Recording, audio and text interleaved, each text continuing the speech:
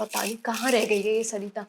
बोला भी था आज कि तुम्हारे भैया को जल्दी जाना है तो टाइम से पहले आ जाना, पर नहीं, बहाने खत्म नहीं होते इसके। अरे क्या पता सच ही बोल रही हो, बच्चे की तबीयत के लिए झूठ थोड़ी ना बोलेगी। तुम्हें नहीं पता है इनके बहाने और नखरे ना सिर्फ हम औरतों को ही समझ आते हैं। सारी काम वालियां ना एक जैसी होती है, एक नंबर की कामचोर है ये सरिता भी। कितना तो काम करती है, सुबह से शाम तक मेहनत करती है, कहाँ से तुम्हें कामचोर नजर आती है? और गलती तुम्हारी है, तुमने उसे इसको टाइम से पहले बुलाया ही क्यों? कुछ ज्यादा ही तरफदारी नहीं कर रहे हो तुम उसकी? समझ नहीं आ रहा है कि गुड़िया को स्कूल भेजू भी या नहीं, पता नहीं उसके जाने तक आएगी भी या नहीं। जब आज उसकी मजबूरी है तो एक दिन गुड़िया का सारा काम तुम देख लो, वो तो रोज करती ही है ना। हाँ तो कौन सा एहसान करती है हम पर? 8,000 तनख्वाह लेती है ये सब काम करने के लिए वो। अब तुम ये सब क्या करने लग गए? आएगी तो अपने आप कर लेगी ना, उसी का काम है ये सब। ये सारा सामान मैं खुद अपनी जगह पर रख दूंगा तो क्या हो जाएगा? ये सामान क्या, सारा घर साफ करके तुम सजा के रख दो, वो महारानी आएगी और इंस्पेक्शन करके चली जाएगी। आ गई महारानी, इसको तो मैं बताती हूँ आज। सिमरन, ज्यादा बात को खींचना मत और प्लीज उल्टा पुल्टा मत बोलना। आ गई तुम? सरिता, जब तुझे लेट ही आना होता है तो तू जल्दी आने के लिए हाँ क्यों करती है? तेरी वजह से सुबह से हमारे घर पर तूफान आया हुआ है। दीदी वो कहाँ है ना, हमारा चिंटू है ना, उनकी तबीयत बहुत ज्यादा खराब थी। हम जल्दी आने की कोशिश किए थे लेकिन लेट हो गया थोड़ा सा। तेरे तो हर वक्त बहाने तैयार रहते हैं। जब तुझसे कहा था कि तेरे भैया को आज जल्दी ऑफिस जाना है तब तू आई नहीं। अब मैं क्या दूं उन्हें नाश्ते में? दीदी आप फिक्र नहीं करो, हम जल्दी से नाश्ता बना ही देते हैं। अब यहाँ खड़ी होकर बस बातें ही करती रहेगी या अंदर आके नाश्ता भी बनाएगी? चल। भैया जी राम राम। नमस्ते। सॉरी भैया जी, वो थोड़ा लेट हो ही गया। हम बस 5 ही मिनट में आपका नाश्ता बना देते हैं अभी। नहीं नहीं सरिता, मैं बाहर से कुछ खा लूंगा, तुम रहने दो। ऐसे कैसे बाहर से खा लोगे?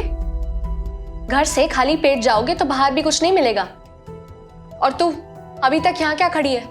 जल्दी जा, पहले नाश्ता बना और फिर बाकी का सारा काम कर। ठीक है दीदी। मैं खा लेता ना बाहर से, उसे आराम से दूसरा काम करने देती। आपने ही इसे सर पर चढ़ा रखा है, मुझे पता है उससे कैसे काम निकलवाना है। सरिता, नाश्ता बनने में कितना टाइम लगेगा? जल्दी जल्दी हाथ चलाओ। जी दीदी लाई।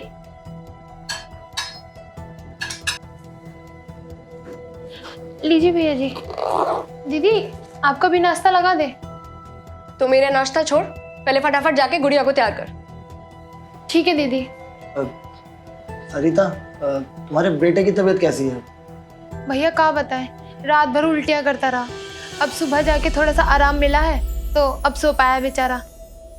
खिलाया होगा तुमने उसको कुछ उल्टा पुल्टा? नहीं दीदी, हम उसको बाहर का कुछ नहीं खाने देते, सब ताजा अपने हाथ से बनाकर खिलाते हैं हम उसे।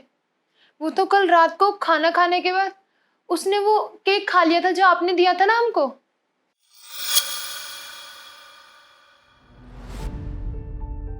सुना आपने? तो तुम्हारे कहने का मतलब है कि तुम्हारे बेटे की तबीयत मेरी वजह से खराब हुई है। एक तो खाना दो और ऊपर से इनकी बातें भी सुनो। नहीं दीदी, हमारे कहने का वो मतलब नहीं था, आप हमको गलत समझ रही हैं। तू तो बस। सिमरन तुम चुप रहो, तुम जाके गुड़िया को तैयार कर दो। जी भैया जी।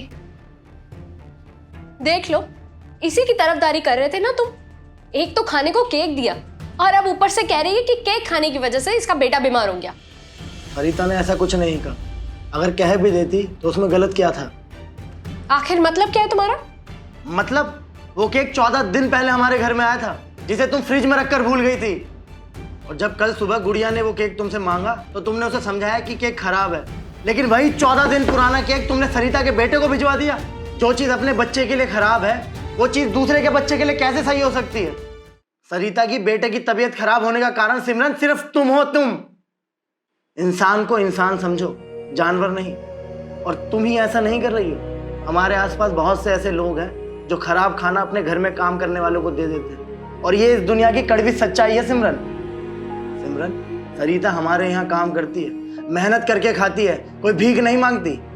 शायद तुम्हें मेरी बात समझ में आ गई होगी। हम सबको तो नहीं बदल सकते, लेकिन कम से कम अपनी नज़रों में तो गुनहगार ना बने। दीदी गुड़िया को तैयार कर दिया है, उसका टिफिन बना दे हम।